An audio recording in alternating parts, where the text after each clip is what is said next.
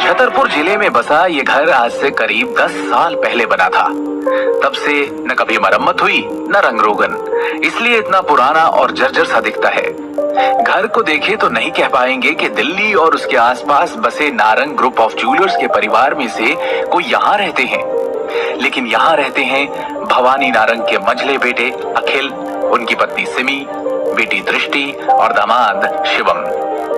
शिवम और दृष्टि अभी अभी तान्या की शादी से घर लौटे हैं और उनके अंदर आते ही अखिल और सिमी गंभीरता से उन दोनों को देखते हुए सोफे पर बैठ गए। सिमी शिवम को तिरस्कृत नजरों से देखते हुए बोल पड़ी, हाँ, किस मुंह से वापस आए हो तुम घर पर शिवम? पता चला हमें आज वहां शादी में क्या हुआ। पता नहीं वो कौन सी मनूस घड़ी थी जब ये दुर्भागी हमारे घर आया। आज फिर हमारे किए कराए पर पानी फेर दिया तूने। ये कहते हुए सिमी ने अपने पैर पटके और उठ खड़ी हुई, लेकिन इससे पहले कि वो कुछ और कहे, दृष्टि आगे बढ़कर कहने लगी, बस करो माँ, इसे डांटना बंद करो। वहां शादी में जो कुछ भी हुआ उसमें शिवम की कोई गलती नहीं थी और तान्या और उसके पति दर्श की वैसे भी हमारी मदद करने की कोई मंशा नहीं थी। उसकी बात सुनते ही सिमी का खून खौल गया और वो उस पर बरस पड़ी। बेवकूफ लड़की, तो अभी भी इसी की तरफदारी कर रही है। क्या कुछ नहीं सहा तूने इसकी वजह से? इसी की वजह से आज तू ऐसी बेकार जिंदगी जी रही है। काश तूने किसी अमीर खानदान में शादी की होती। और दृष्टि जैसे करारा जवाब दांतों तले दबाए बैठी थी। मुझे तो ये समझ नहीं आता माँ कि आप हमेशा दूसरों पर निर्भर क्यों रहती हो? कभी खुद पर भरोसा करना भी तो सीखो। खुद पर भरोसा? ठीक है, ये भी सही है, मान लेती हूँ तेरी बात, सही है। बाहर वाले तो सुनाते ही हैं, अब तू भी शुरू हो जा। ये कहते हुए सिमी ने दृष्टि को एक कड़वी सी मुस्कुराहट दी और नजरें घुमाते हुए अखिल की तरफ गुस्से से देखा। अखिल अभी भी सोफे पर ही शांति से बैठा हुआ है। सिमी को घूरते हुए देख उसने धीरे से खुद से कहा, लगता है अब मेरी बारी है। और इतने में सिमी अखिल से बोल पड़ी, मेरी बेटी दिन रात इतनी मेहनत करती है, हर दिन जूझ रही है, पर तुम्हारा क्या? तुमने कुछ किया है उसके लिए आज तक? अखिल ने चिंताजनक होकर एक गहरी सांस ली और शिवम, जिसे शायद पहले से ही पता था कि घर पर ये सब होने वाला है, उसने परवाह न करते हुए धीरे से सबसे नजरें बचाकर किचन की तरफ अपना रुख कर लिया। खाना लग रहा है।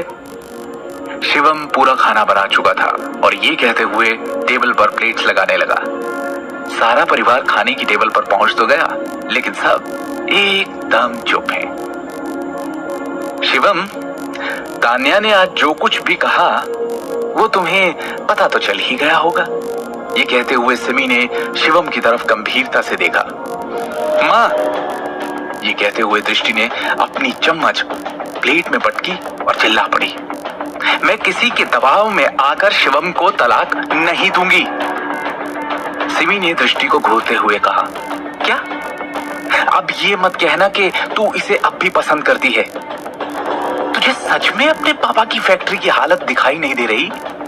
कितने सारे वर्कर्स की तो पता नहीं कितने महीनों की तनख्वाह देना बाकी है। अब तो बस खुद को दिवालिया घोषित करना बाकी रह गया है। ऐसे ही चलता रहा तो वो दिन दूर नहीं जब हम सब सड़क पर कटोरा पकड़े नजर आएंगे। और तुझे क्या लगता है शिवम भरी महफिल में तान्या और उसके पति को नीचा दिखाकर आएगा, करण पे हाथ उठाएगा और वो बदला नहीं लेंगे? अभी भी कह रही हूँ, मान जा। इससे तलाक लेना ही इस वक्त हम सब के लिए अच्छा है।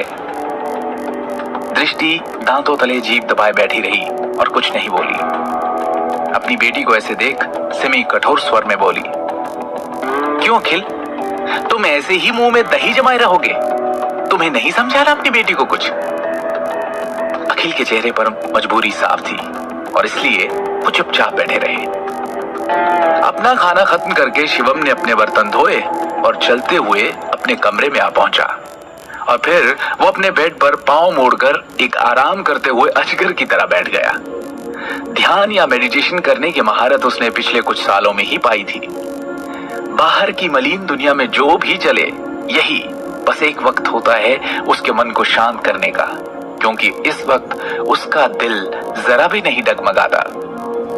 शिवम के लिए मेडिटेशन उसके शरीर के अंदर दिन भर में जमा हुई गंदगी बाहर निकालने का एक जरिया है।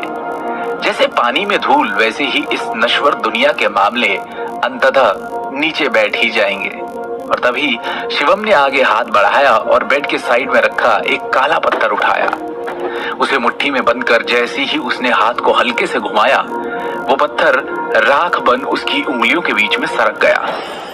शिवम की आंखों में उत्साह भर गया और उसने खुद से कहा, भस्म शक्ति ने अपना रूप ले लिया है। उसके गुरु ने भी तो यही कहा था कि वो तक्षक महल का वंशज तभी माना जाएगा जब वो अपनी अंदरूनी शक्तियों को जगा लेगा, और तब उसकी तलाश शुरू होगी ढूंढने के लिए रायजादा परिवार के लोगों को, जिनसे वो अपने गुरु के निशानी के तौर पर दिए जेड पत्थर की मदद से मिल पाएगा।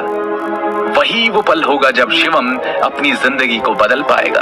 सिर्फ इतना ही नहीं, इसके साथ ही शिवम के हाथ वो सब भी लगेगा जो आम इंसान की पहुंच में नहीं, जैसे कि पौराणिक औषधियां, धन और उसके पूर्वज। यही तो होता है इस विद्या में। इसमें किसी के वैभव और उसकी शक्ति की कोई सीमा नहीं है। हालांकि एक इंसान का सामना उसके पूर्वजों से और इस सदियों पुरानी विद्या के महारथियों से तभी होता है जब वो अपने अंदर की शक्तियों पर जीत हासिल कर लेता है, उन्हें जगा लेता है। तब कहीं जाकर वो उस ऊर्जा को पहचान पाता है जो उसे एक आम आदमी की जिंदगी से बहुत ऊपर ले जाने वाली है, शक्तियों की दुनिया में। तक्षक महल के सदस्यों को शक्तियों की इस जागीर के साथ एक बहुत ही महत्वपूर्ण चेतावनी भी दी जाती है। चारों तरफ से दुश्मनों की नजर उन पर है और इसी कारण से वो कभी भी तक्षक महल से अपने संबंध को लोगों के सामने उजागर नहीं कर सकते, वरना उनकी जिंदगी पर ऐसा खतरा आ खड़ा होगा जो किसी ने सोचा भी नहीं होगा। अपने गुरु का निशानी के तौर पर दिया हरा पत्थर अपने हाथ